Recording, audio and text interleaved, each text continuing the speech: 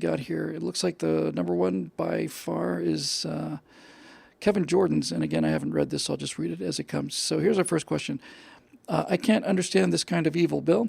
The average adult in Venezuela has lost 19 pounds since their socialist economic crisis began last year. And these people weren't robust to begin with. The only story I see about Venezuela is Rachel Maddow reporting that the protests in the streets are against a U.S. White House declaration and that Donald Trump is the biggest political threat to their people. Children are starving to death. Their government and society are crumbling under socialism again. And the only thing the left can do is twist these facts to try and hurt people they disagree with while covering up the actual horrors of what's going on, ensuring that no actual help will be granted to them. Are they stupid or actually soulless? It's horrifying, and it's on my news feed in spades every single day. Wow, it's a profoundly good and very heartfelt question, Kevin. Very, very well written as well. This is the big issue. Without doubt, the young people that call themselves socialists don't know. They just don't know. They don't have a clue. And it's the job of the university system to make sure that they don't get any clues. It's the job of the university system today is to make sure that no one possibly gets an education, because an education would mean that you did know about things like this. I did an interview with Evan Sayed on After Hours 2 weeks ago, and he was kidding around, but everything he says is actually so deep and as well as being funny. And he was saying that that the job of the academic is so unserious that simply using the word academic goes to immediately make the subject not serious. What I mean by that is, well, is this thing higher than that thing? You know what? It's all academic. Doesn't matter is what it means. Academic means it doesn't matter. So Rachel Maddow is an academic. She's on television, so I've heard. But this is academia. And the only people that still believe in this kind of socialism, which is pretty much communism down there with Hugo Chavez, the only people that still believe in this stuff are people that have not only never experienced it, but also people who have who will not go and experience it. There's so many people. I remember I did a speaking event not too long ago, and this one woman was an front row, actual honest to God communist, and real disheveled and so on. Just thought that we should take everything from everybody who works, every business owner. She said we should take 100% of what you make. And I said, you really think that people would stick around and do that? She said, I don't care. She doesn't care. She wants nobody to be looking better than she is in terms of achievement. And if that means everybody's poor together and there's no economy, so there's no tax base. There's no tax base, so there's no food relief for poor people. That doesn't matter to people like her, because it's not about the poor. This kind of socialism is not about helping the poor. This kind of socialism is not about relieving the workers. It's not about any of that stuff. This phenomenon is powered by envy, and envy is a very easy thing to sell to small-minded people.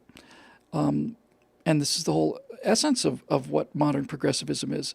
It's basically a deal where these academics say, I'm going to get you all ginned up about injustices and inequalities which may or may not exist.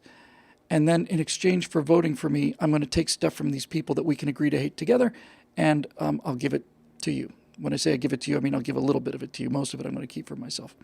So that's basically how it works. It's a thug who basically is able to convince other kids on the playground, the slow ones, and I don't mean the slow ones mentally, because God knows there are...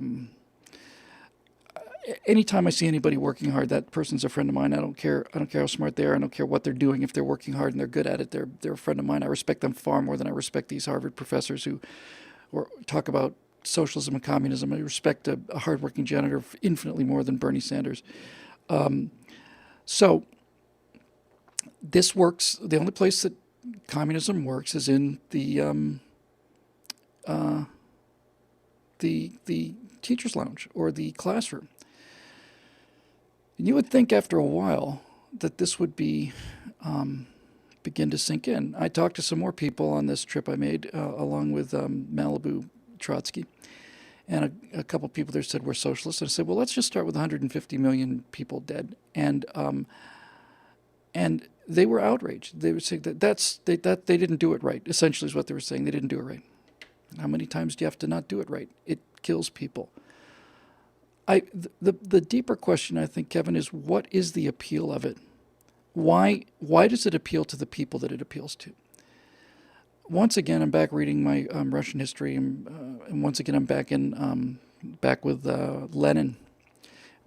Most people think that Stalin corrupted the Russian people, and that Lenin was this kind God. No, everything horrible that happened in Soviet Russia was designed by Lenin. So, what was Lenin's approach, and how did Lenin succeed? And what was this whole Soviet communist revolution about, this fight for socialism? By the way, you want to split hairs over whether it's socialism or communism, doesn't matter to me. They called it socialism. That's what they called it. And they fought for socialism, so that's good enough for me. So what is it about that particular philosophy that can be sold to people under certain circumstances? And the one thing I think you find all the time is that it is a philosophy of envy. It's sold to people who either do not have any means of social and economic advancement, or they're told that they don't have any means of social economic advancement, which is pretty much the same thing. And the part I'm most interested in is the people that are actually doing the selling, not doing the buying. The thing that's so remarkable about the Soviet revolution, the October Revolution 100 years ago, is that everybody who became a member of the government essentially overnight, none of them had any jobs at all. They were, every one of them, professional revolutionaries.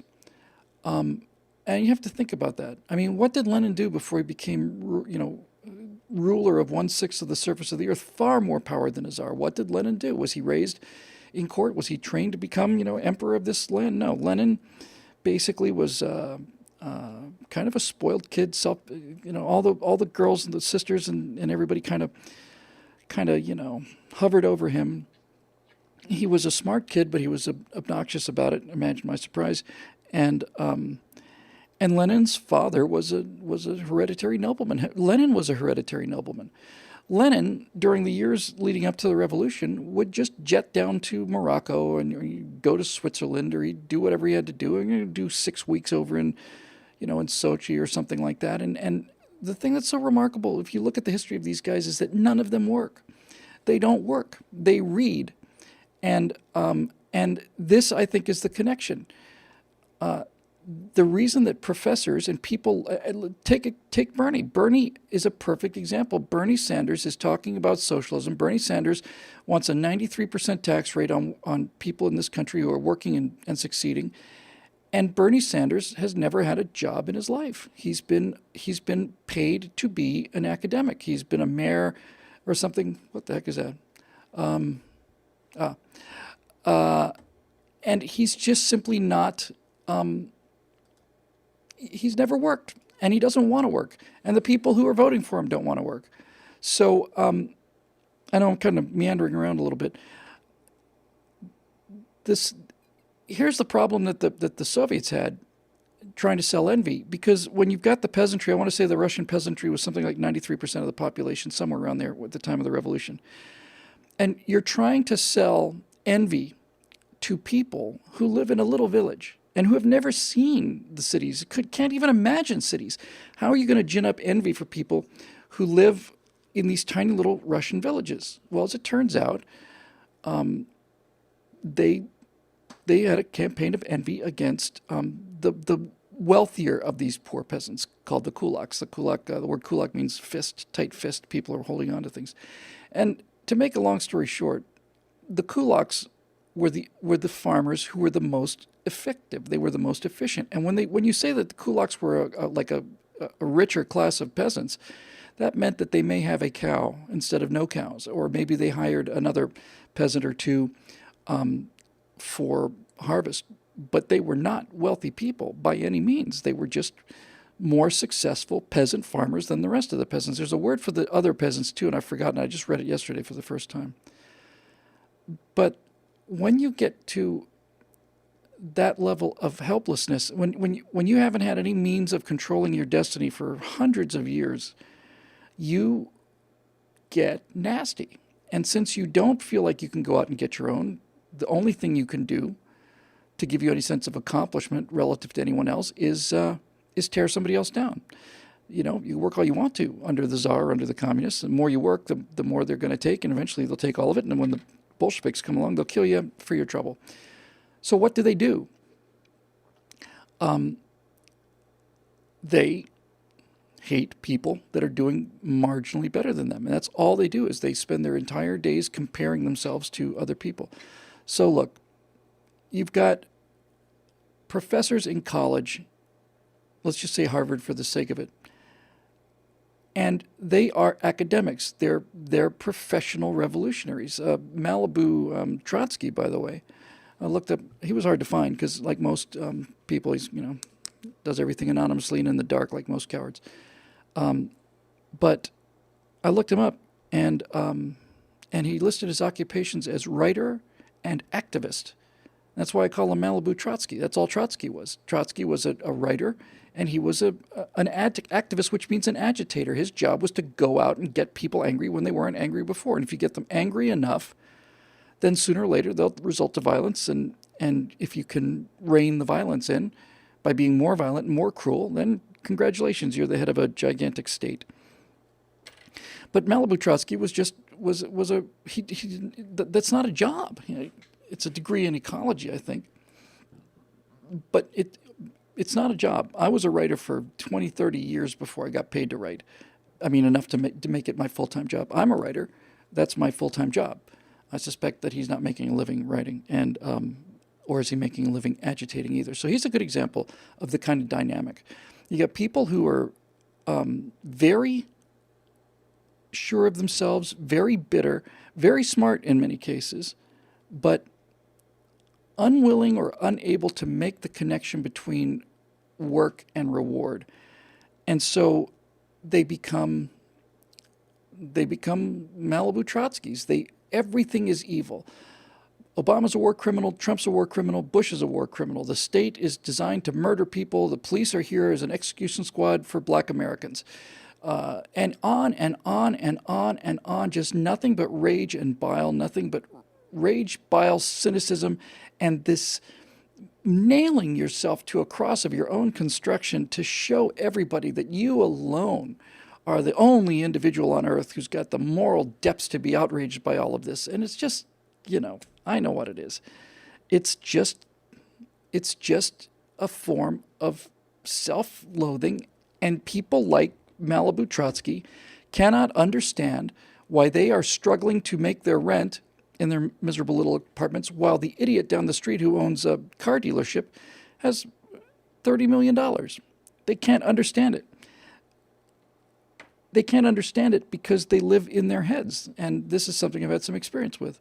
They live in their heads. And so did Trotsky, so did Lenin, so did all these people. Stalin had one job. He worked at a weather station writing down weather information for a couple of months or something. It was the only job he ever had. Zinoviev, Kamenev, Bukharin, all these guys, they're just professional students. Professional students. And when you give professional students power, they bring all of the disadvantages of students into the mix. Students, college students, believe that the world is easily changed, and the reason it's not better is because people are so evil. Otherwise, why wouldn't they make the changes that are so obvious to college students? They are so sure of themselves, and this is kind of a sad loop in history, but it is a loop. It's exactly what it is. College students are convinced that they're pick one. Just find a college student, and that person will tell you that their generation is the first one to really see what's wrong with the world and have an idea about changing it. And when you tell them that every single college student has had that attitude throughout history, going back to the Greeks, if you tell them that every single person, that an 80-year-old guy sitting on that bench over there, and a 40-year-old guy in that car, and a 60-year-old guy here, and so on, every single one of them basically had the same thoughts when they were 20. They will tell you, yeah, well, we're different than that. And we will say, I know you're saying you're different than that. We said we were different than that too. There's not 1 in 100 who's going to learn from that. And if they are, they go on to be Eagle Scouts. So it's this infantile view of things. And again, back to Lenin. Lenin was writing reports on etiquette, and he was writing. He was talking about the kind of glue you would put on envelopes. He's not a serious person, but he's a deadly person. And anything that was going wrong was just obviously the fault of something else, because he can't be wrong. He's got a theory. Marx is perfect, and so it's got to be wrecking or sabotage, so you're going to have to kill those people.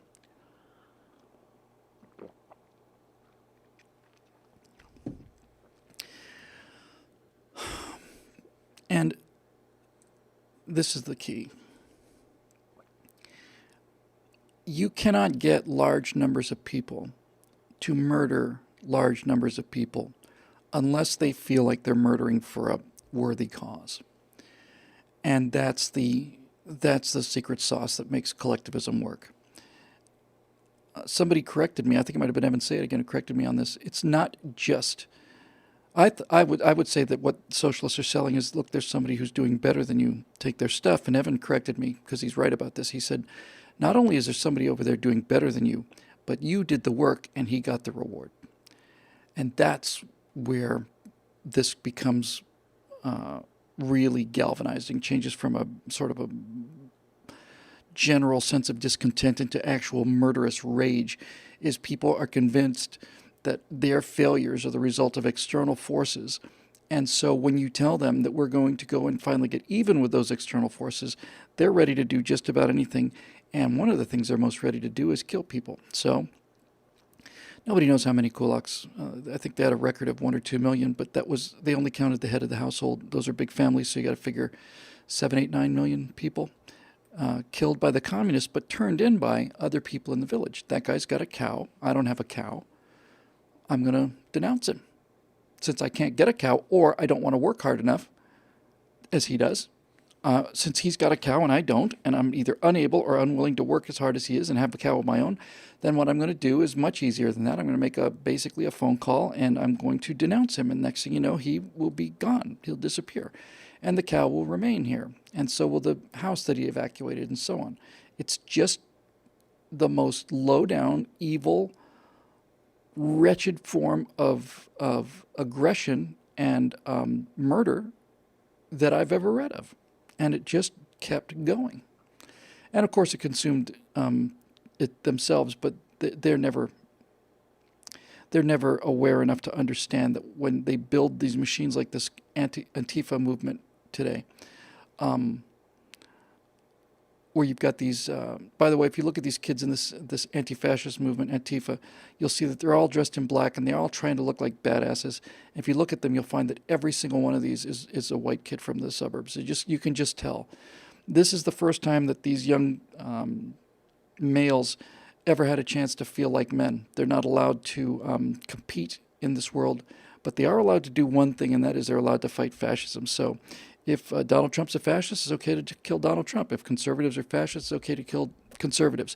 And that's how it works. So you can find these figures all throughout history. Let's just play, shall we? In the Soviet Union, it was a class war.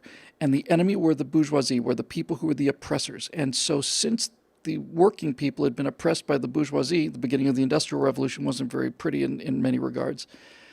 You basically could have a society that would go on for 7 decades by saying, we're going to kill these people and take their stuff because of what they did to us in the past. Let me know if any of that sounds familiar, by the way. In Russia, it was the kulaks. It was simple farmers who were better farmers than the rest of the farmers. Those people were made the demons. They were the ones who stole everything from the regular people, so they were killed. And then when they were killed, the bad farmers got to move into the nicer places. That's just one of the side effects that's very nice. You saw this in the city too. In Moscow, secret police would come and arrest somebody in the elevator, go up the middle of the night in the loop in the city, it's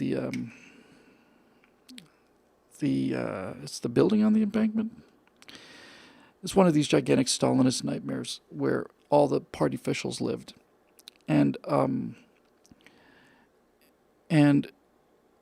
for the few of those people that survived it, many of them couldn't go to sleep at night. They had to wait till sunrise because the NKVD or the Cheka or OGPU or whatever you want to call them, because they kept changing their name, they always worked at night. And so you would be in this apartment at 2 o'clock in the morning, and if you could sleep, you'd be woken up by the sound of this very loud elevator in the center of this kind of badly built apartment. And you would lie there and hold your breath until you could hear the elevator past your floor, at which point you could roll over and get a little sleep. So they come and take somebody else out of this building almost every night, something like that. And then, here's the good news. Now, this crowded apartment building has one open apartment, and everybody gets to move up. And it's the same exact thing with the Nazis.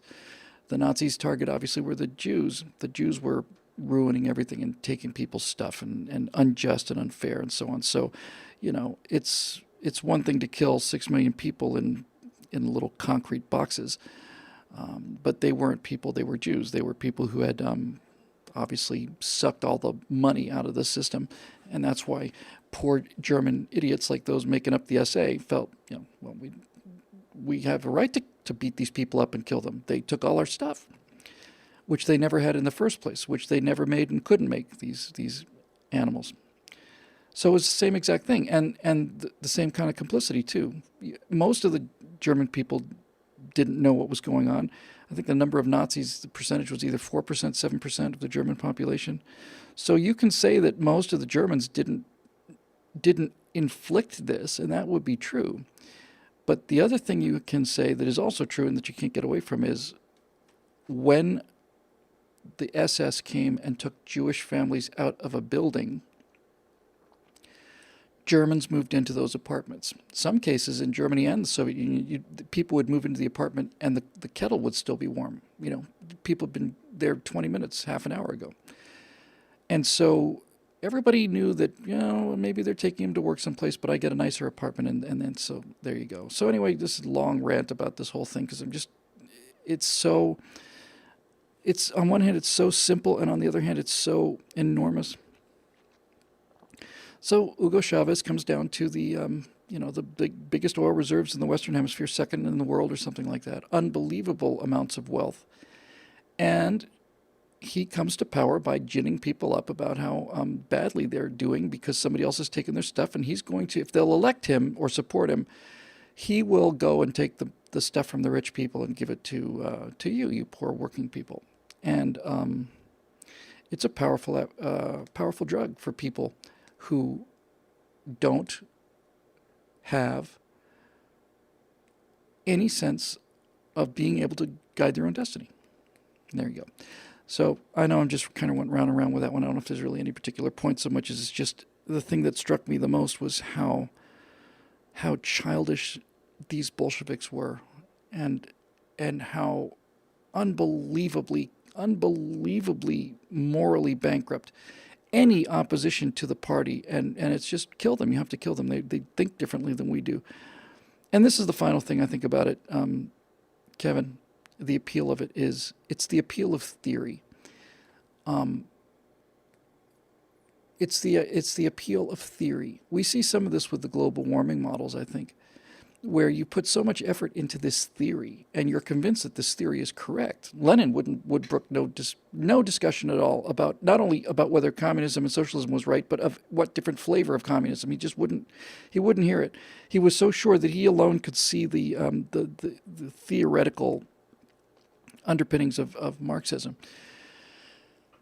And so it's a theory. And it's got nothing to do with the real world. As I said, these people didn't live in the real world. They were professional students and professional agitators and professional revolutionaries. And that combination of moral certainty plus theory led to a lot of deaths. And I think I'll wrap it up by saying this. One thing that's become clear to me now is very simple, and that is that people will join the Communist Party, or they'll join the Nazi Party, or they'll join this anti-fascist movement because it gives them a fig leaf to go out and beat people up. I had thought that they were really, well, this is violence, but it's the cause. No, they're not doing violence in the name of the cause. They have a cause because it allows them to go out and be violent. This is the kind of people we're dealing with. And these Antifa people are exactly the same as the brown shirts, and they're exactly the same as the Cheka and the SS. They're all the same, all cut out of the same cloth. They're murderous fanatics, and they have got to be stopped. And I've seen them face to face, and it's alarming. It's alarming to see the genuine, genuine social justice warriors, and how 100% certain they are, how unremittingly violent they are, how filled with rage and hatred, and how unwilling they are to give an inch of ground or even listen to anybody talk. As a matter of fact, they're not only not interested in listening to other people's positions, but they will do everything in their power to make sure that no other positions are heard, because they're religious fundamentalists. They're fanatics. They're the Inquisition. And this is the lock that I've been trying to pick for the last 20 minutes or half hour, Kevin, is the psychology of the people that keep going for this. The simple people in Venezuela or in Russia or whatever are told life's going to get better. Okay. But Rachel Maddow must know that that Venezuela has been a catastrophe, and she must know that the Soviets killed millions of people. She wouldn't take the Nazis as socialists. She would say they're anti-socialist, but they're not. They're socialists, the National Socialist German Worker Party. So the communists were class socialists, and the Nazis were race socialists. But they both had somebody to hate. That's the main thing. And it's the philosophy of the lazy, of the small, of the violent. It's the philosophy of the bitter, envious, worst people in the world. And the terrible aspect of it is they're not going to realize how terrible it is until they get it, and they may get it.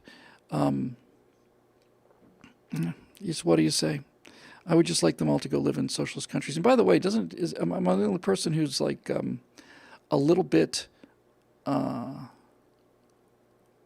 surprised that more of these Malibu Trotskys don't go and live in workers' paradises? Why aren't they going to Cuba or North Korea? Why aren't they going to these places that are left? Why? Why is everybody trying to get out? Why were all the rafts going north and none of them going south? Why did nobody get shot going into East Germany? Why? They're not interested in that, because then it would become real, and then they'd have to deal with it in the real world, and the real world is not their forte. So instead of changing their opinions to match reality, they change reality to match their opinions. And you can write that one down, because that's exactly what they do. They go to war against reality in order so that they don't have to change their minds, because they're fanatics. Okay, moving on.